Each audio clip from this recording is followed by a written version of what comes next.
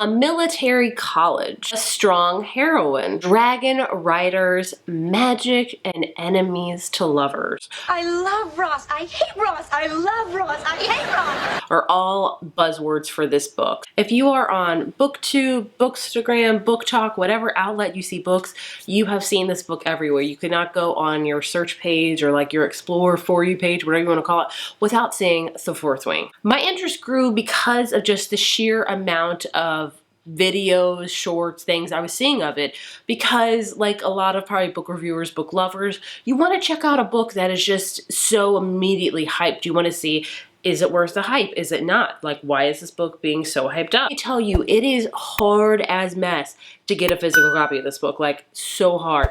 My Target, sold out. Barnes & Noble, sold out.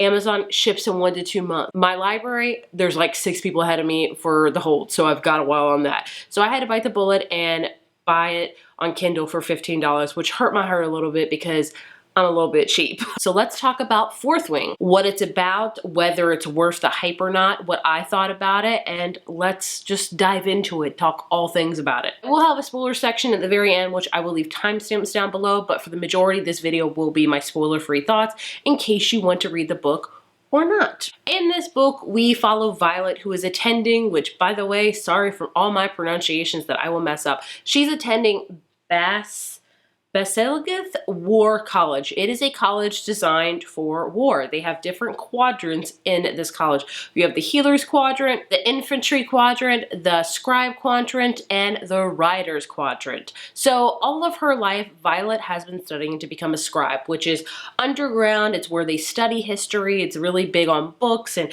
preserving the history of where they live at, and she's always been trained to do that. So when her mom tells her that she is not going to be a scribe, she is going to be a dragon rider, she's floored because she's like, I am not prepared for this. Not only that, but she has 6 months to train before like entering into the Rider's Quadrant with her dragons and stuff, where most people train their entire lives up until like, up until they're like 18 when they go to college. They train to be a dragon rider. Violet gets a 6 months, so it's really looking at a disadvantage for her. The reason why her mom is so forced upon her to be a dragon rider is because her mom herself is like a war general in this college. Like, she's very high up there. People hate her. She's a dragon rider. Her sister, who is very high up in the military as well, is a dragon rider, and her brother, who has passed away, you guessed it, was also a dragon rider. So if you're going to be a Sorrengail, Violet Sorrengail, that's her last name, you better be a dragon rider because there's no ifs, ands, or buts about it. The book starts off with her on consignment day by entering into the Rider's Quadrant, which is no small feat because they have to cross this very small parapet. If you're wondering what that is,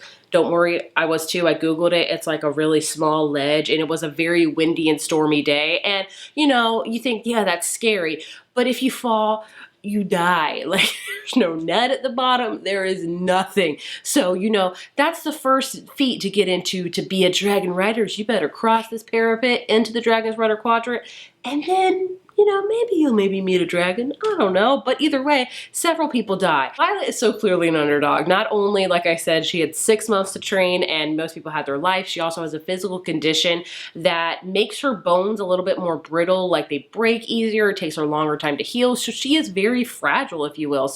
And she's small. So she's got a lot of crap working against her. There are many people out for her blood just because of her mother. They hate her mother. Such people like Xaden are enemy. Xaden is the son of the rebellion leader against their place called, I want to say Navarro. I could be 1000% wrong, which I probably am, so sorry. But the leaders, when this rebellion happened, they decided to kill all the people that rebelled, but let the children live. And they decided when all the children turn of age, they will have to go into this war college. And not only that, they will have to go to be a dragon rider because, yes, that is the best of the best, but there's a lot of people that get killed. So that's kind of the punishment for all these kids, and Xaden is one of them. So Xaden hates Violet just upon seeing her because Violet's mom was directly responsible for Xaden's dad's death, and not only that, but Violet hates Xaden because Xaden's dad was responsible for her brother's death. So, when they see each other, it's immediately hate. But mostly I hate the way I don't hate you. Not even close. Not even a little bit. Not even at all. After making it through the parapet begin a whole slew of tests. Tests are basically trimming the fat, if you will. That sounds horrible, but for people that are weak, that will get eliminated before the threshing, which is when dragons bond with riders. So they want the best of the best, and these tests are freaking very gruesome. Not only do they spar, like some intense sparring with like people dying on the mat kind of sparring. And then there's also like this gauntlet. So when I imagine the gauntlet, I imagine this very extreme like obstacle course up in the sky, like American Ninja Warrior, like, but only if you fall or something, like you die, you don't fall like to a big foam pit. Do they do that? I don't know. Like, you know, those big ones. But either way, those really big challenges, like the sparring, the gauntlet, you have to meet the dragons. And not only that, if the dragons don't like you, they kill you upon meeting. So there's that. And that's all before threshing. Threshing is the big deal in this book. So in the threshing, you go around to this valley and you just kind of see if a dragon kind of calls out to you. Of course, during this time, if a dragon sees you again and they don't like you, they can incinerate you and make you a pile of ash like that. The dragons in this book are awesome. Everyone can attest to that. They are amazing. We get to learn about all the different species of them. We learn that they are the boss. They are the boss over all this college, like dragons over humans. They call the shots. They decide if they want to bond with you, and that bond is very, very intense. As said in the book, a dragon without a rider is tragedy.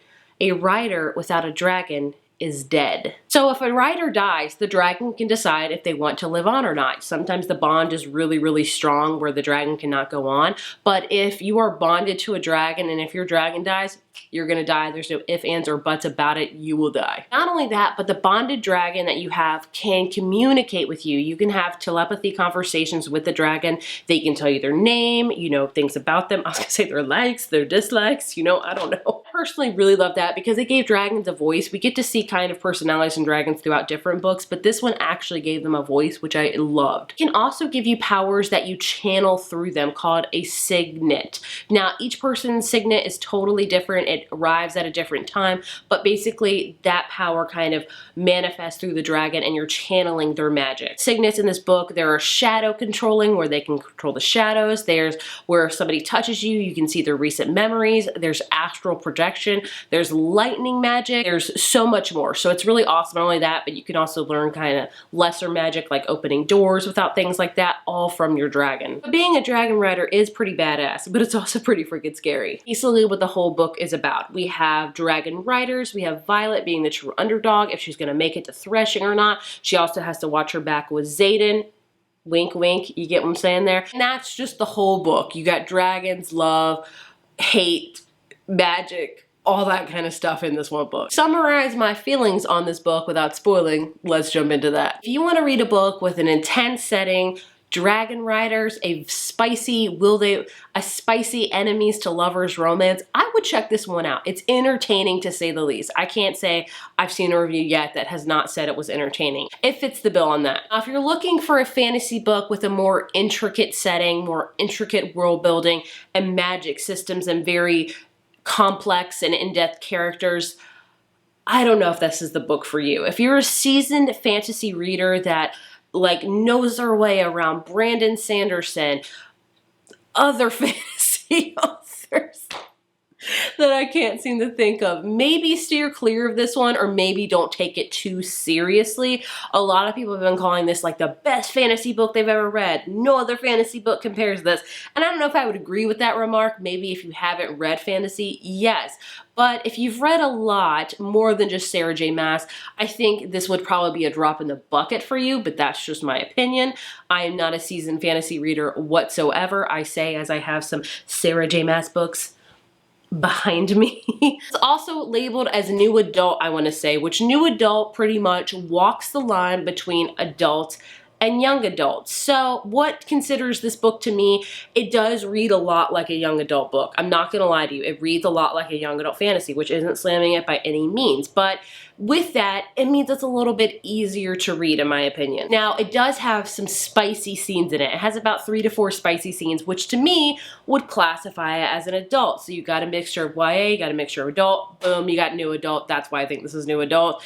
And it's important to say, it reads like a YA, but it has some adult adult element into it, not with just the spicy scenes, but with a lot of death and gore and things like that, which kind of makes it more adult. It's got a little bit of both, which is why it's new adult, which is no shame at all. New adult was very prevalent when I first joined BookTube, and it kind of went away, but maybe it's making its way back. I'm not sure. I'm not gonna lie to you. When I first read this book, I felt like I was back in time reading Divergent and The Hunger Games, which were the two books that brought me to this amazing world of BookTube. How ironic is that? Whole trials and tribulations with Violet going into the Writer's Quadrant very much reminded me so of Triss going into the Dauntless faction, how she had to do sparring, which Triss did. It was so reminiscent to that, and I was not mad about that whatsoever. Honestly, I missed it because when I first started BookTube, I mainly joined because of my love for Divergent and The Hunger Games. Like my love for that book, Divergent in particular, is freaking strong. It was so strong.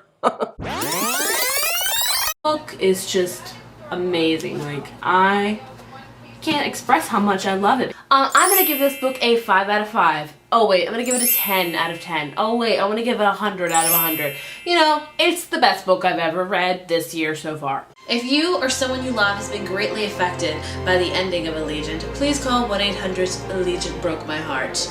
Operators will be standing by to cry with you. 30 minutes every... I refuse to also talk about the 4th book in that series. Moving on. My love for Hunger Games was also very, very strong. Am I Katniss now? Oh wait. Am I Katniss now? Wait. Am I Katniss now? No? I have one more thing. What about now? Yes? Finally, I've always wanted to be Katniss. Oh, we're going back into the Hunger Games? Never mind about being Katniss. I think, never mind, I'm good. So reading a book that kind of brought me back to that time period was a really fun feeling. Like I was like, this is fun. I love it. I missed it, honestly. Again, it was super enjoyable for me to read. It was 528 pages and it did not feel that way to me at all. There were a couple slow spots, but for the most part, there was enough action, enough interesting things to keep the plot moving forward to prevent me from getting bored. Again, I will say that it did read a little bit more YA for me, which wasn't a problem for me whatsoever, but I do want to tell you that some of the dialogue was a little bit too young adult for me. In fact, there was a few scenes in particular where our main character would ask another character, like, tell me something real, and they would tell them something real. And I immediately thought of Peeta, when Peeta and Katniss would do, when Peeta would be like, real or not real. You're still trying to protect me. Real or not real?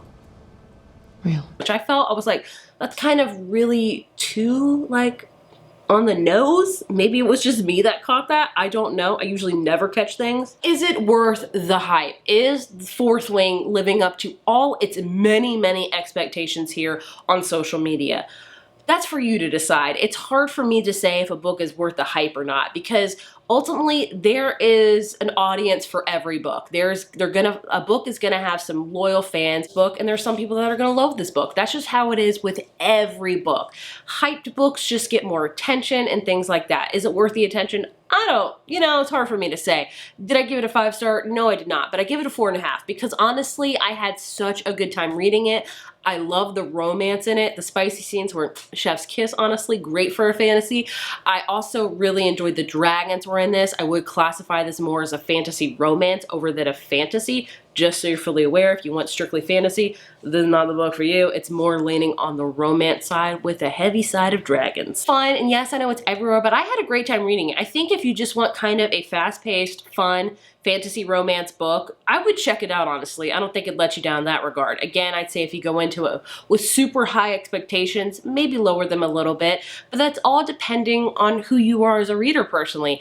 I could give this book a 5 and you can give it a 2. That's just how it goes. But I definitely will be continuing off the series. It leaves off on a cliffhanger that I thought was really well done, so I'll be continuing on with this. You have my full kind of thoughts and feelings about 4th Wing and what I think, if you would like it or not. I am going to talk about spoilers now, so if you haven't read the book, I would not click or watch any further. If you want to read it, if you are interested in checking out after this, let me know in the comments. I would seriously love to know. So, on to spoilers. So the whole thing with this book is Violet bonds with not only one dragon, but 2, and that is like unprecedented in this whole series. Like when she comes back with 2 dragons, they are like, what the hell? We have Tarn, I don't know how you say his name, who is this big behemoth of a black dragon that no one has seen for like 10 years. And then we have Ardana, I'm sorry, who's like this very tiny, like little like dragon toddler. Like I just want to like scoop her up and like hug her because she's got paws right now. Should have like, you know, the dragon feet. Like, oh, so cute. So the fact that she bonded with 2 of them is just really, really cool. And their powers are cool. Like Ardana can stop time. Eventually Violet gets freaking lightning magic, which is so badass. I loved it so much. Tarn, I loved his grumpiness, his moodiness, but how he was very loyal. Dragons are very loyal to their riders. And the fact that Tarn and Sigel, that's Xaden's dragon, are mates, like that was just, I mean, like when I heard that, I was like, there is no way Xaden and Violet will not fall in love now, because the dragons cannot be separated for more than a few days. So that means Xaden and Violet cannot be separated to a forced day. Like, tell me forced proximity and falling in love without telling me it. The big spoiler here, we learn that Navarro has been lying to its entire people, to its dragon riders, to everybody, that kind of the Griffin Flyers are not really our enemy, really.